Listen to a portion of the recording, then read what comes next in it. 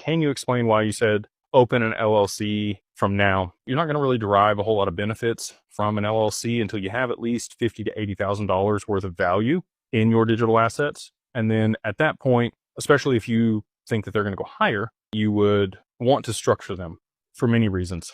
The first of which being anonymity. We structure all of the LLCs there in Wyoming where you get attorney-client privilege. There's a few other states and jurisdictions that provide that.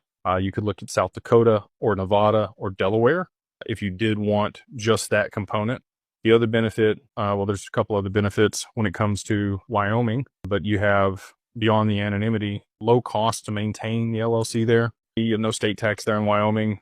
You have the best regulations when it comes to digital assets there in Wyoming over any other state. There are some other progressive states like Texas and Florida, but you're by far going to get the best protections there in Wyoming. In addition to that, as far as creditor protection, if you maintain the corporate veil, which we work with Laughlin to do for all of our clients, the worst that can happen is they place a charging order against your LLC, and they adopted that from Nevada. Nevada also has very strong rights for people that have an LLC there, but their regulations around crypto are not quite as robust. And so that's why we choose Wyoming. Let's say you get sued, you rear end somebody falls on your property, somebody decides they don't like you and they're going to sue you for whatever reason. If you maintain that corporate veil like we do, and you could even put yourself in the first position as a creditor, it makes it very, very difficult for anybody to actually ever get the assets out of the LLC or liquidate them or try to take them from you. It almost acts like a trust as long as everything is structured the right way. Also, bank accounts, if you get them structured now